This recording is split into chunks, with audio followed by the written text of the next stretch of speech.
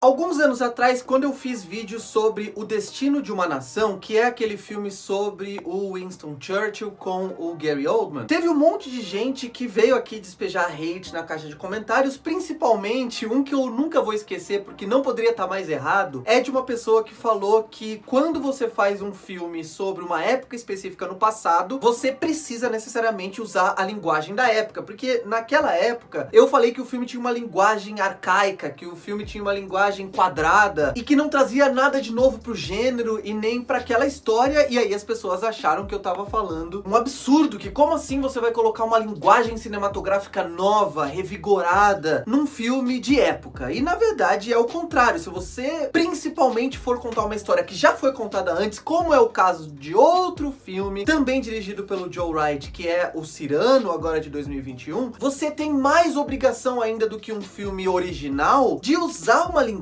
de usar uma estética que seja diferente das outras que foram usadas até aqui, senão o seu filme não tem a menor necessidade de existir. Eu não gosto muito desse papo de o filme não precisava ser feito, porque nenhum filme, no final das contas, precisa mesmo ser feito, mas eu acho que esse argumento nunca se aplica tão bem quanto a filmes como esse, que acabam sendo desnecessários, redundantes, por contarem a mesma história de novo e sem grandes diferenças, sem grandes atrativos na sua narrativa. E é engraçado que o Joe Wright, se a gente pegar o começo da carreira dele, ele dirigiu dois filmes que são adaptações de livros também, O Orgulho e Preconceito, que é um clássico da literatura britânica, da Jane Austen, e O Desejo de Reparação, que por sua vez é uma adaptação de um livro do Ian McEwan, ou seja, é uma adaptação já de um romance contemporâneo, e o que ele fez muito bem, esses dois filmes são filmes impecáveis na minha opinião, é realmente usar uma linguagem que é tão perfeita, que é tão meticulosa na sua direção de arte, na fotografia, e também com um cuidado tão detalhista no roteiro, que os filmes acabaram virando as versões definitivas desses dois romances adaptados ao cinema. Eu não acho que tem nenhuma versão anterior à do Joe Wright, de Orgulho e Preconceito, por exemplo, que seja melhor que a dele. E depois, ele começou a fazer algo que eu gosto ainda mais, que é começar a usar romances clássicos, como ele fez com Ana Karenina, por exemplo, do Tolstói, e criar um experimentalismo de linguagem, né, que ele faz toda aquela questão envolvendo o palco do teatro e os bastidores de uma montagem de uma peça, e essa questão que envolve várias narrativas, né, e várias metalinguagens dentro da própria narrativa, que são mais estimulantes ainda, e esse Joe Wright eu não consegui ver em Cyrano, e eu vou chamar de Cyrano aqui. Eu sei que tem gente que chama de Cyrano, né, por causa de Cyrano de Bergerac, que é o nome em francês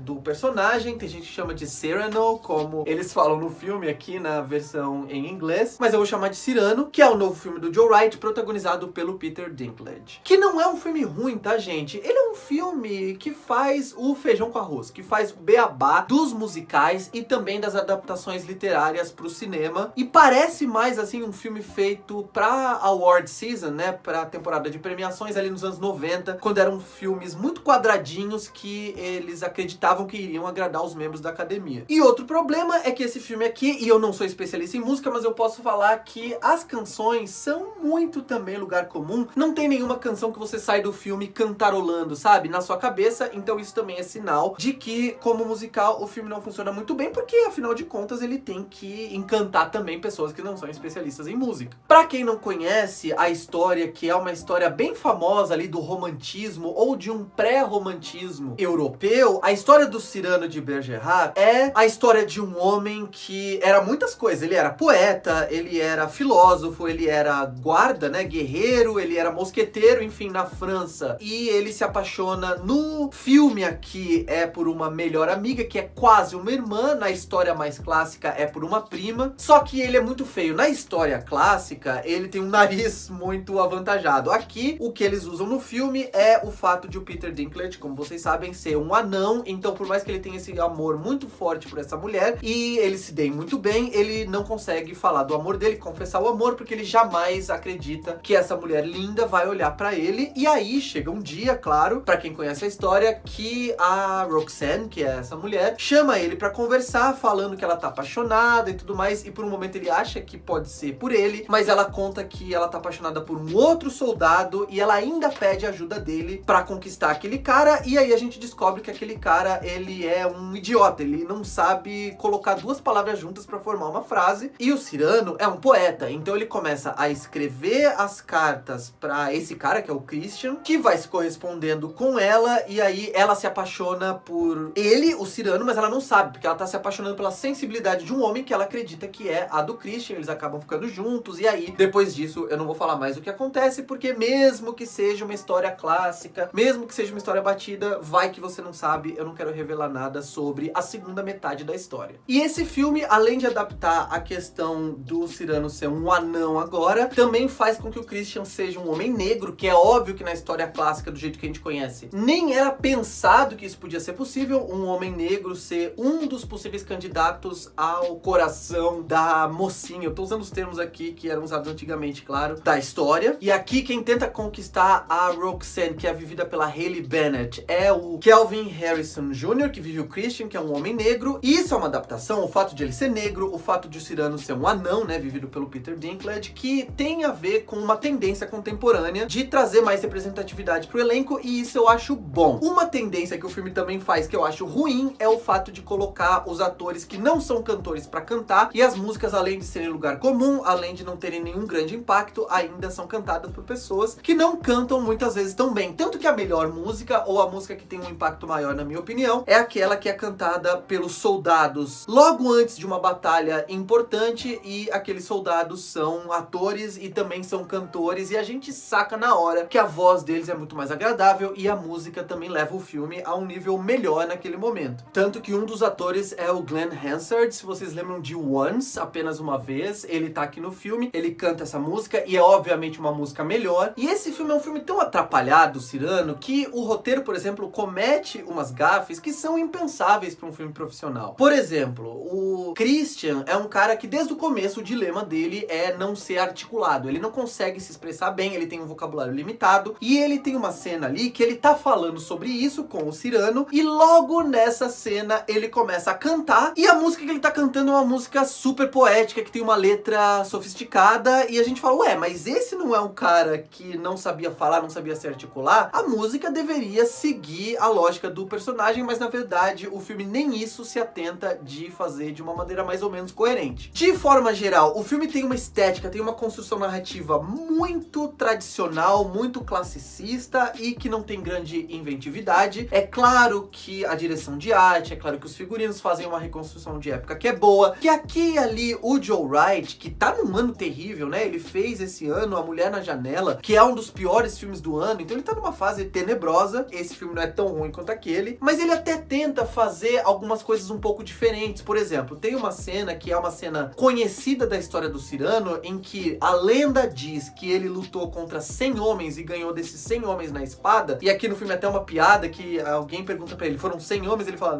não, foram 10. Que mesmo assim é muita coisa, mas é uma piada legal, assim, é uma piscadinha pra quem conhece a história. Mas nessa cena, o Joe Wright, e também, né, em parceria com o diretor de fotografia, Seamus McGarvey, filmam aquela cena com um plano único, que por mais que seja trêmulo demais, né, com a câmera chacoalhada demais, e que se aproxime demais dos personagens com a câmera, o que faz com que seja mais difícil de entender exatamente o que tá acontecendo na cena, mas é uma cena bastante competente, né, que tem uma agilidade muito grande e uma coreografia muito legal, mas esse momento é um momento de exceção. De forma geral, o que o filme faz é um beabá de filme de época. E no final das contas, esse ultra romantismo, esse romantismo exacerbado do filme, ele tá, claro, né, anacrônico, e eu acho que quando um filme lida com aquele tom de tragédia, com aquele tom de sofrimento, e com aquele terceiro ato, que é um terceiro ato trágico, a história do Cyrano é uma tragédia clássica, eu acredito que os dois caminhos mais bem-sucedidos hoje em dia, né, pra esse tipo de história, são os filmes que ou optam pela metalinguagem, por uma abordagem mais pós-moderna, que comente a própria natureza da história, ou então um filme que abrace, né, sem reservas, a natureza ultra, mega romântica da história, mega trágica, mas usando uma linguagem que é tão pomposa, que é tão sofisticada, que é tão embasbacante, que aquele filme, como eu falei anteriormente, acaba virando um novo paradigma, uma nova versão definitiva daquela história, como o Joe Wright fez com Orgulho e Preconceito, e também, de certa forma, com o Desejo de Reparação, que não tinha nenhuma adaptação pro cinema ainda, mas eu acho difícil que tenha de novo, de tão perfeito que é o filme do Joe Wright. E é basicamente isso. O Peter Dinklage tá bem? É claro que tá bem, ele é um grande ator, todo mundo sabe disso, e eu acho que ele segura o filme. A Hayley Bennett tá bem? Sim, é claro, ela é uma grande atriz, todo mundo sabe disso, ela fez recentemente o SWAT Swallow, não sei se vocês viram, que é um filme de terror com suspense, que é um grande filme, ela tem uma grande atuação no filme também. Então o elenco é bom, o filme se sustenta no elenco e também por ser uma história que tem o seu charme, apesar de todos esses problemas que eu falei nesse vídeo. E vocês já viram o filme? O filme tá sendo exibido no Festival do Rio, depois vai chegar no cinema brasileiro, claro. E venham aqui dizer o que vocês acharam, gostaram, não gostaram, concordam ou discordam dos pontos que eu apresentei nesse vídeo. E, claro, se vocês gostaram, curtam esse vídeo